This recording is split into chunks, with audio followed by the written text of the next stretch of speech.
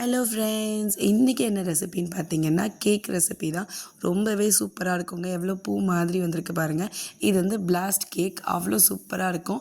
இந்த மாதிரி ஒரு மிக்ஸி ஜார்லேயே நம்ம எல்லாத்தையும் வந்து சேர்த்துக்கலாம். ஒரு கப் ராகி மாவு, ஒரு கப் வந்து கோதுமை மாவு, இது கூட அரை கப் அளவுக்கு சர்க்கரை சேர்த்துக்கிட்டேன். உங்களுக்கு இன்னும் கொஞ்சம் ஸ்வீட்னஸ் வேணுன்னா அதிகமாக சேர்த்துக்கோங்க. இது கூடவே பார்த்தீங்கன்னா ஒரு பிஞ்ச் அளவுக்கு பேக்கிங் சோடா, ஒரு 1/2 டேபிள் ஸ்பூனை விட கம்மியாகவே பேக்கிங் பவுடர் ஆட் பண்ணிக்கலாம். இதை நல்லா மிக்ஸ் பண்ணிவிட்டு இது கூட பால் ஆட் பண்ணிக்க போகிறேன். நான் வந்து இப்போதைக்கு கொஞ்சமாக ஆட் பண்ணிக்கிட்டேன். ஸோ நம்ம ஒரு தடவை நல்லா மிக்ஸி ஜாரில் அரைச்சிட்டு அதுக்கப்புறம் பார்த்துக்கலாம். ஒரு 2 டேபிள் ஸ்பூன் அளவுக்கு எண்ணெய், ரீஃபைண்ட் ஆயில் ஆட் பண்ணிவிட்டு இதை வந்து ஃபர்ஸ்ட் நம்ம அரைச்சிக்கலாம். கொஞ்சம் கொஞ்சமாக இந்த மாதிரி மில்க் ஆட் பண்ணி இந்த கன்சிஸ்டன்சி வர வச்சுக்கணும்.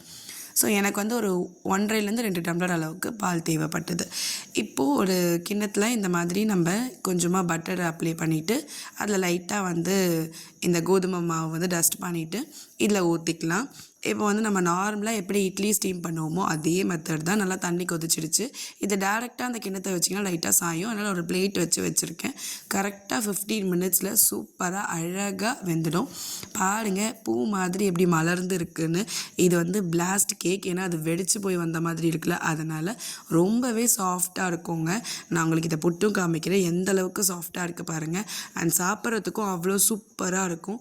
இதில் நீங்கள் இன்னும் கொஞ்சம் நட்ஸ், அப்படி இல்லைனா வந்து சாக்கோ சிப்ஸ், இல்லை கொக்கோ பவுடர், அப்படி இல்லைனா வந்துட்டு ஏதாவது வெனிலா எசன்ஸ், இல்லை வந்து சாக்லேட் சிரப், இந்த மாதிரி எது வேணாலும் விட்டுக்கலாம். சூப்பராக இருக்கும். ட்ரை பண்ணி பார்த்துட்டு எப்படி வந்துச்சுன்னு கமெண்ட் பண்ணுங்கள். மறக்காமல் லைக் பண்ணுங்கள், ஷேர் பண்ணுங்கள், சப்ஸ்கிரைப் பண்ணுங்கள். டாடா பாய்.